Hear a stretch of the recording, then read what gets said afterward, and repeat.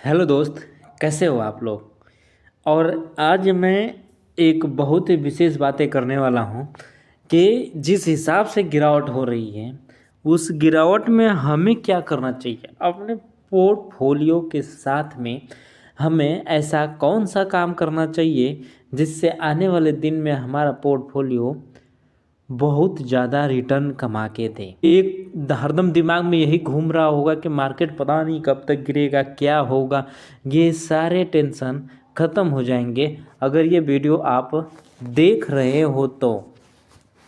Portfolio जब भी बनाई जाती है, मैं हर वीडियो में बताता हूँ, हरदम पोर्टफोलियो जब भी मार्केट गिरता है ना उस टाइम बनाई जाती है तो पोर्टफोलियो बहुत ज़्यादा रिटर्न देता है।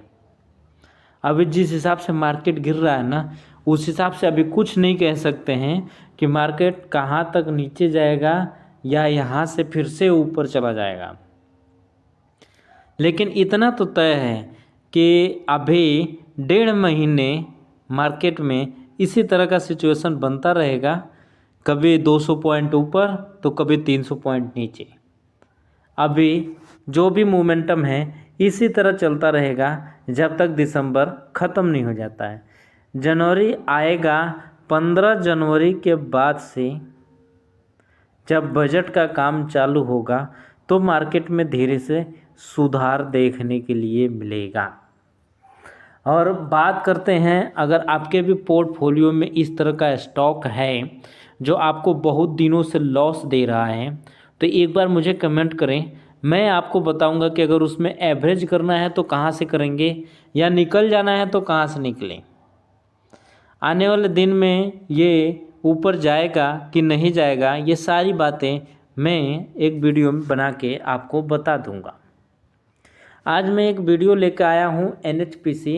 अगर आपके भी पोर्टफोलियो में NHPC अगर है, सरकारी कंपनी है और पावर सेक्टर की कंपनी है, टरबाइन पावर जनरेट करता है, पन बिजली बनाता है, इस तरह के कई तरह इसके वो है। सोलर सिस्टम में इसको टेंडर मिला था सरकार से, उस टाइम ये भागा था। जो मूवमेंट यह आपको दिख रहा है, मैं एक बार मार्क कर देता हूँ, ये जो मूवमेंट आपको दिख रहा है ये टेंडर मिले थे जब इसको सोलर सिस्टम वाला, तब भागा था। उसके बाद से दोबारा इसको कोई सा भी सिस्टम नहीं मिला है। और चल के इसका फंडामेंटल भी देखेंगे कि फंडामेंटल कैसा है। और मैंने इस पर लाइन खींचा था कि अगर मंथली क्लोजिंग इस लाइन के ऊपर देता है और ग्रीन कैंडल बनाएगा तो हम बाई करेंगे। लेकिन ये इस लाइन को तोड़ दिया तो अभी इसका मतलब ये हुआ, अब ये नीचे कहाँ तक जाएगा, कब तक जाएगा, ये कुछ पता नहीं है इसका। ये जैसे नीचे गिर रहा है, अगर इसको ऊपर जाना भी होगा तो यहाँ तक जाएगा, फिर यहाँ से रिटर्न आ जाएगा। क्योंकि एक रेजिस्टेंस क्रिएट कर दिया है इस लाइन को, ये जो लाइन सामने दिख रहा है इस लाइन को रेजिस्टेंस क्रिएट कर दिया है। तो अब जब भी ऊपर जाएगा इस लाइन के पास आकर रुकेगा और काफ़ी टाइम लगाएगा उस लाइन को तोड़ के ऊपर जाने के लिए। तो अभी काफ़ी मार्केट में सिचुएशन डाउन है। जिस हिसाब से आज स्टॉक की सेलिंग हुई है, सारे स्टॉक जिस हिसाब से गिरे हैं उस हिसाब से मुझे नहीं लगता है कि इतनी जल्दी मार्केट में अच्छी खासी मोमेंटम आएगी। अगर आएगी भी तो मार्केट तो जैसे निफ्टी 50 है तो ये तो ऊपर चला जाएगा, लेकिन स्टॉक अभी भी रुके रहेंगे क्योंकि सिचुएशन ही कुछ ऐसा दिख रहा है। जिस हिसाब से बिकवाली हो रही है उस हिसाब से यही देखने के लिए मिल रहा है। तो ये टाइम है कि आप अच्छे से अच्छे स्टॉक टाइम निकाल के ढूंढ लें और अच्छे स्टॉक आपको कम दाम में मिलेंगे, अच्छे स्टॉक आपको कम दाम में मिलेंगे।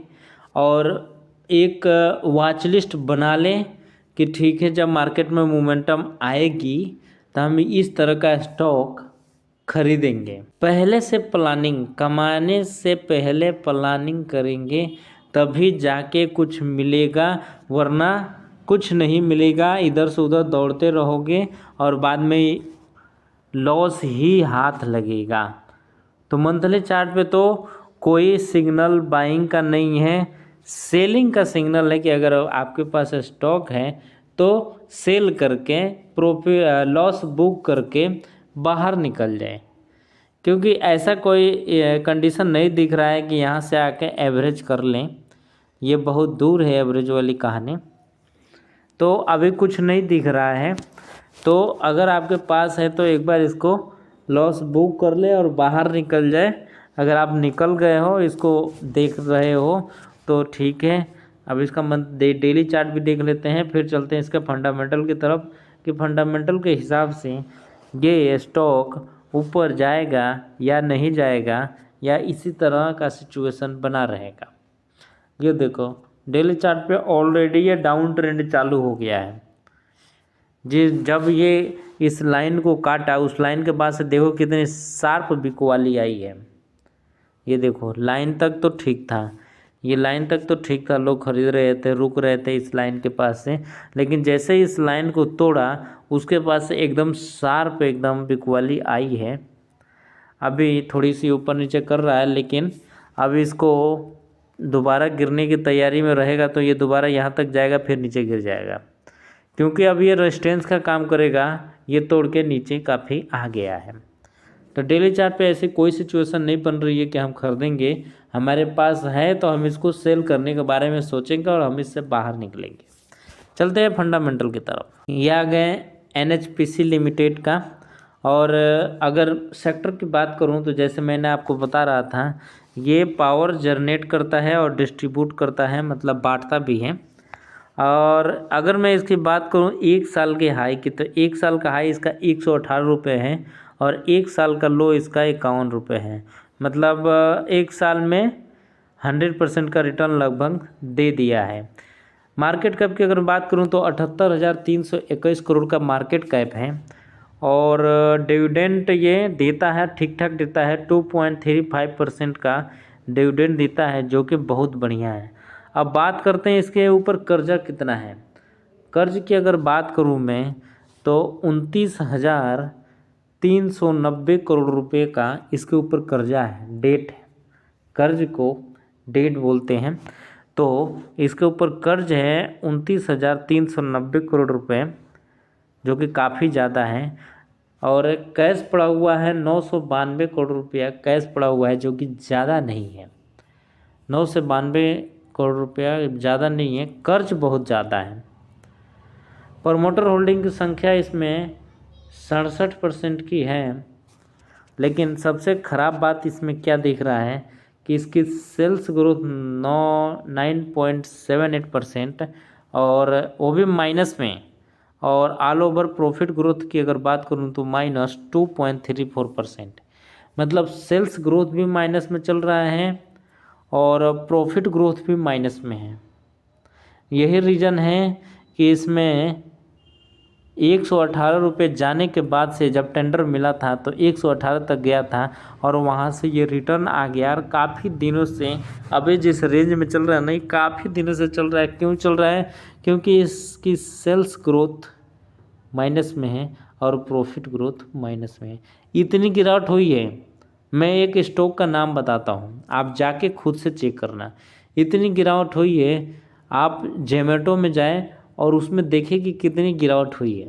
सारे स्टॉक के हिसाब से उसमें कितनी गिरावट हुई है आपको पता चल जाएगा कि बाकी स्टॉक में बहुत तेज़ गिरावट हुई है, जबकि जोमेटो में उतनी ज़्यादा गिरावट नहीं हुई है, इतनी गिरावट होने के बाद से भी। तो उस तरह के स्टॉक जो है, जोमेटो तरह के जो स्टॉक हैं, वो जब भी मार्केट में मोमेंटम आएगी, वो सबसे पहले और सबसे ज़्यादा भाग जाएंगे। तो अगर आपके दिमाग में भी कुछ इस तरह का सवाल घूम रहा है तो मुझे एक बार कमेंट करें, मैं उसका रिप्लाई ज़रूर करूँगा। मिलते हैं हम नेक्स्ट एपिसोड में, तब तक के लिए थैंक यू।